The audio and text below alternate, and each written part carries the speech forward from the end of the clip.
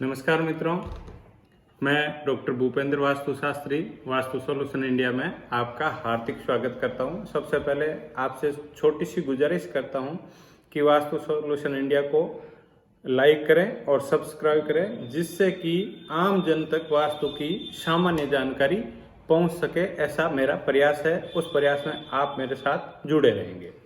आज मैं आपको ये बताने जा रहा हूँ कि वास्तु के माध्यम से अपन सरलतम विधि के तरीके से सफलता कैसे प्राप्त कर सकें। अगर किसी व्यक्ति को सफल होना है, सफलता के झंडे गाड़ने, यानी कि उसको त्वरित गति से फास्ट ट्रैक पे दौड़ना है, तो उसको वास्तु का सहारा लेना पड़ेगा। या वह जिस घर में रह रहा है, या उसकी जो औद्योगिक इकाई है, या उसका जो ऑफिस है, कार्यालय है, चाहे वो बैंकिंग सेक्टर से है या फैक्ट्री है या कोई और है, किसी भी वर्क से रिलेटेड है, तो उसको वहाँ पे वास्तु अपना सुधारना होगा या वास्तु दोष रहित कंपाउंड में वर्क करना होगा, जिससे कि उसको सफलता आसानी से मिल सके।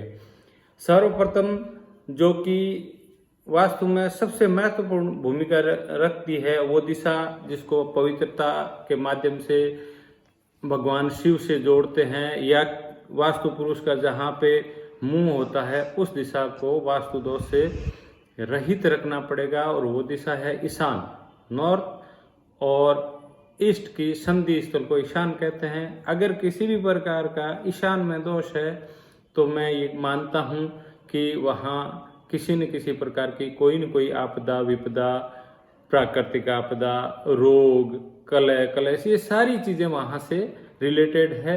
तो ईशान को सबसे पहले साफ सुथरा रखें, हल्का रखें, और साधारण तरीके से जल की निकासी ईशान से ही करें। उसके बाद में पूर्व दिशा आती है। पूर्व दिशा सूर्य की दिशा कहलाती है। सरकार का, पिता का मान सम्मान, यश, धन दौलत सबसे रिलेटेड है। तो पूर्व दिशा में भी वास्तु दोष ना रखें। ऐसी व्यवस्था करें कि सूर्य की रोशनी, सूर्य की रश्मियाँ हमें ज़्यादा से ज़्यादा प्राप्त हो।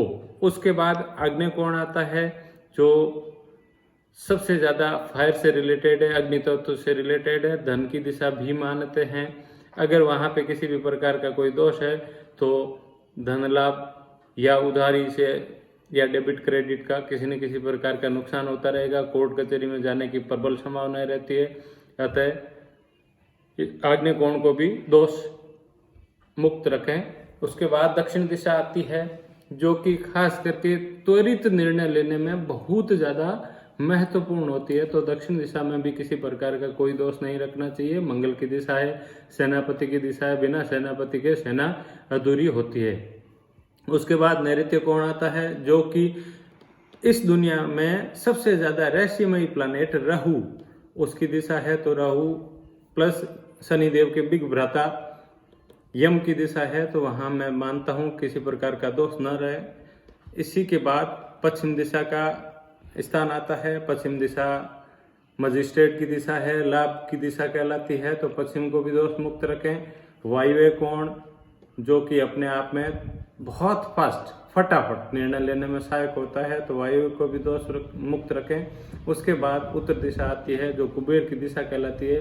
कुबेर के बिना किसी प्रकार की कोई धन संपदा अपने को सफल नहीं होने देती है, या कुबेर के बिना धन है ही नहीं, तो उत्तर दिशा को भी दोष मुक्त रखें। तो मैं आपको सिर्फ और सिर्फ इतना बताना चाहूँगा कि अगर आपको सफलता, एक बार फिर कहता हूँ, अगर आपको सफल होना है, तो वास्तु में किसी भी प्रकार का कोई दोष नहीं रखें। अपने कंपाउंड को दोष मुक्त रखें।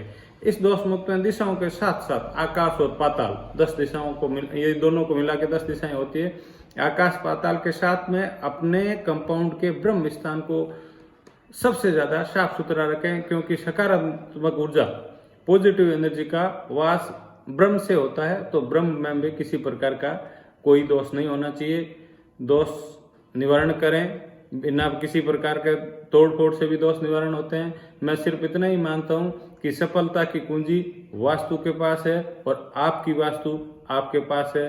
धन्यवाद, धन्यवाद, धन्यवाद।